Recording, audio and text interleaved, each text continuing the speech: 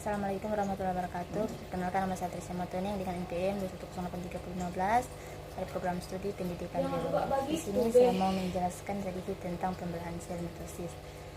Di mana mitosis adalah proses pembelahan sel yang bertujuan untuk menghasilkan dua sel anak yang identik dengan sel induknya.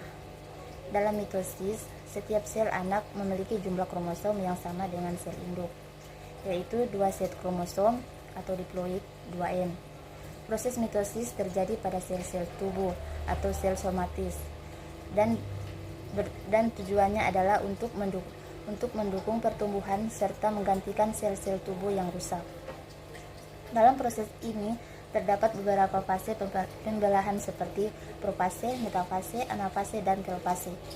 Namun sebelum melalui tahapan ini, sel lebih dulu berada dalam fase interfase untuk mengumpulkan energi dan nutrisi.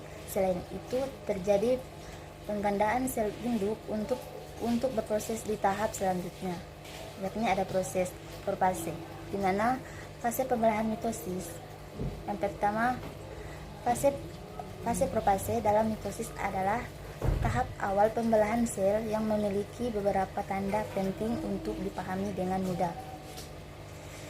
Kromatin menjadi lebih padat dan membentuk struktur kromosom.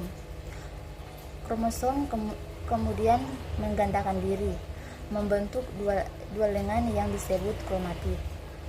Selama fase profase, membran inti nukleus dan nukleus atau bagian inti sel yang terlibat dalam pembuatan ribosom menghilang, karena ini adalah tanda bahwa inti sel sedang mempersiapkan diri untuk pembelahan. Sentriol, struktur berbentuk seperti tabung yang terlibat dalam pembentukan benang spindel, bergerak menjauh satu sama lain menuju kutub sel yang berlawanan. Sentriol ini membantu mengatur proses pembelahan sel benang spindel. Serat halus yang berasal dari sentriol pada kutub sel yang berbeda mulai membentuk struktur yang mengatur diri sendiri dan menahan kromatid yang sebelumnya terletak di tengah-tengah sel. Ini adalah langkah penting dalam memastikan pembelahan sel yang tepat. Lalu kromatid yang awalnya tidak teratur mulai diatur dengan baik dan diposisikan menuju bidang tengah sel yang disebut ekuator. 2. Ada metafase, di mana tahap ini ditandai dengan kromosom yang telah menggandakan diri sebelumnya akan mengatur diri pada tengah sel dalam suatu bidang yang disebut bidang ekuator atau bidang pembelahan. Setiap sentromer memiliki dua kinetor yang masing-masing dikaitkan oleh benang spindel, di mana kromosom yang berhadapan membawa sendi genetik yang sama karena memang visinya membentuk dua sel yang sama. 3. Ada anafase. Tahap ini ditandai dengan pada tahap anafase kedua, kromatid atau salinan identik dari kromosom yang awalnya tergabung di tengah sel mulai berpisah. Mereka bergerak ke arah kutub sel yang berlawanan. Selama anafase, sel mengalami perubahan bentuk, di mana akan memanjang dan membran selnya mulai mengerut. Ini membantu kromatid yang terpisah mencapai kutub sel yang berlawanan.